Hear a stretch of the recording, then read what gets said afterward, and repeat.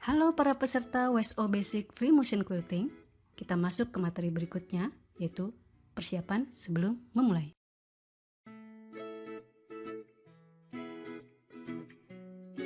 Persiapan yang harus kita lakukan adalah siapkan meja besar.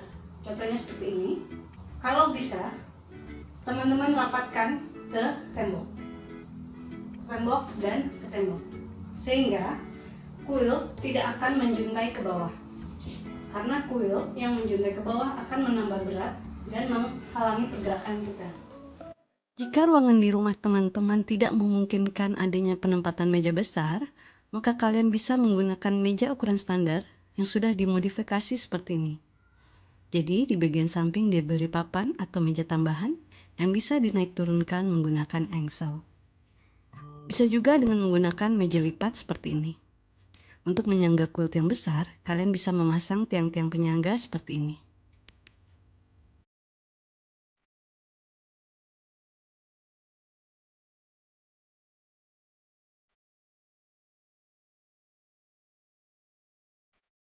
Berikutnya, siapkan mesin jahit beserta meja ekstensi dan slidernya.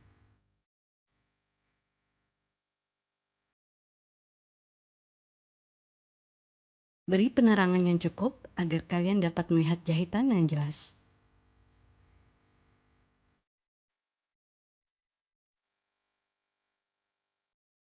Duduklah dengan posisi siku sejajar dengan meja, seperti ini. Sehingga kita bisa leluasa menggerakkan quilt. Punggung juga tidak lelah. Mungkin setelah kursi ditinggikan, kalian sulit menginjak pedal. Maka tambahkan papan di atas kaki meja agar kalian dapat menginjak pedal dengan baik.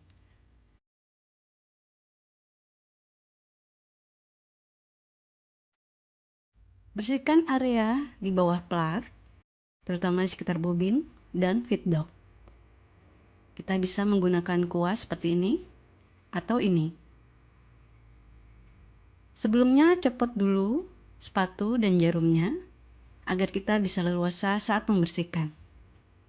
Untuk membuka mur-murnya, kita gunakan obeng segitiga seperti ini.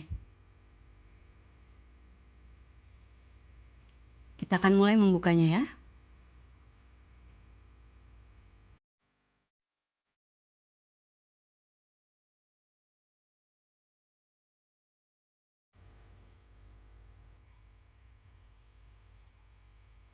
Lalu kita angkat platnya.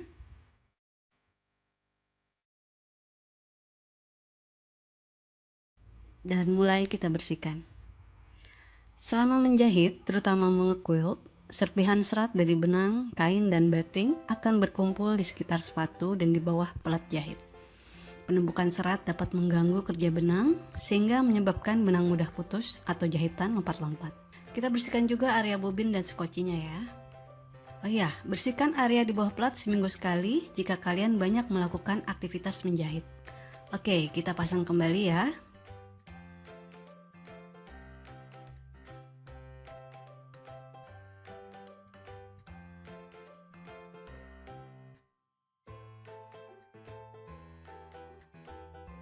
Kita kencangkan murnya.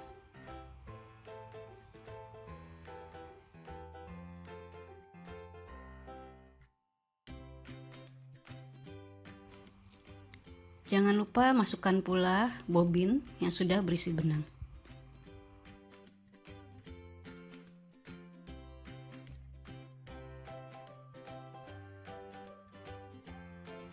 Oke, mesin jahit siap digunakan.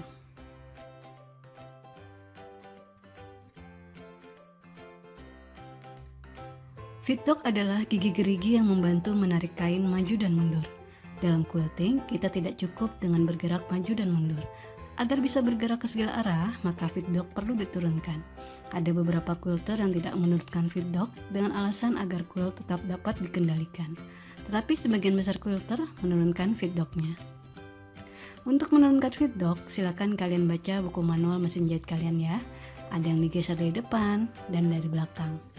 Jika mesin jahit kalian tidak bisa menurunkan feed dog, maka kalian bisa menutupi dengan plat plastik seperti ini. atau menyetel jarak jahitan ke angka 0. Berikut ini contoh menurunkan feed dog. Awalnya masih naik geriginya. Setelah kita tekan dan geser, maka feed dognya menjadi turun seperti ini. Contoh lainnya seperti ini. Awalnya feed dognya masih di atas. Kemudian setelah digeser, feed dog menjadi turun. Ini adalah contoh quilting di mesin high speed tanpa menurunkan feed dog. Kalian coba terlebih dahulu mengequilt dengan diturunkan dan tanpa diturunkan feed dognya. Jika kalian bisa bebas bergerak tanpa diturunkan, berarti kalian tidak perlu menurunkan feed dognya. Jika dirasa perlu menurunkan feed dog, maka kalian harus membuka plat mesin jahitnya.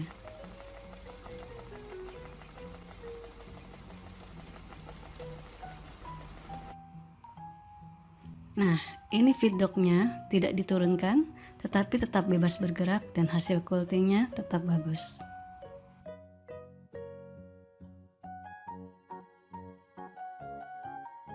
Nah, kita buka terlebih dulu mesin kita. Kita miringkan seperti ini. Lalu perhatikan di sini ada dua bagian ya, yaitu mur dan besi di sebelahnya. Kita akan kendurkan mur ini terlebih dulu.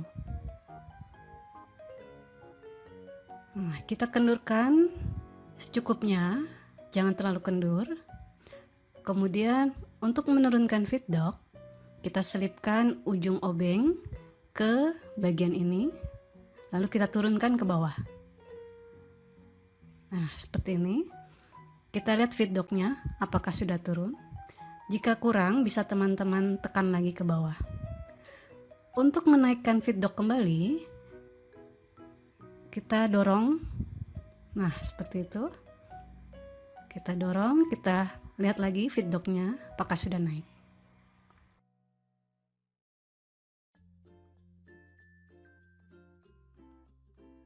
Gantilah jarum jika pemakaiannya sudah terlalu sering. Disarankan untuk mengganti jarum jika sudah tumpul atau bengkok halus. Jarum tumpul atau bengkok akan mengait dakron dan membawanya ke atas, sehingga kadang terlihat titik-titik putih dakron di atas kain. Jarum yang tumpul juga akan menyebabkan jahitan menjadi loncat-loncat.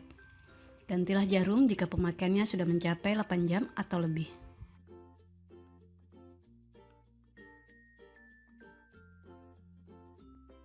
Siapkan peralatan yang dibutuhkan saat quilting, seperti sepatu, obeng, gunting benang, jarum, dan peralatan lainnya di samping kalian, agar saat membutuhkan kalian tidak repot mencarinya.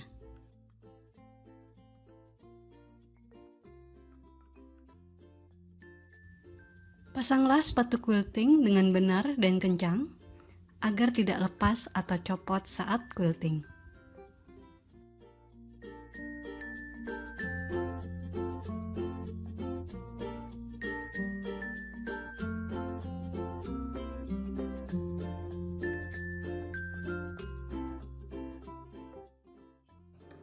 Siapkan benang bobin dalam jumlah banyak.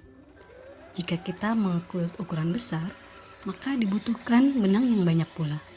Sebaiknya siapkan bobin berisi benang berwarna sama, agar kalian tidak bolak-balik mengisi bobin saat sedang quilting.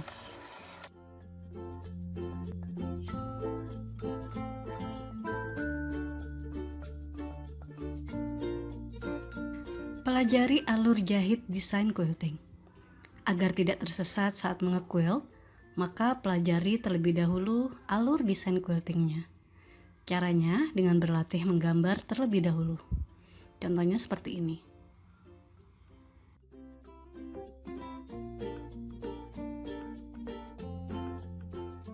Sebelum mulai, kita tes tensi benang terlebih dahulu di quilt latihan atau quilt tak terpakai. Kita coba tes dengan membuat jahitan lurus dan melengkung.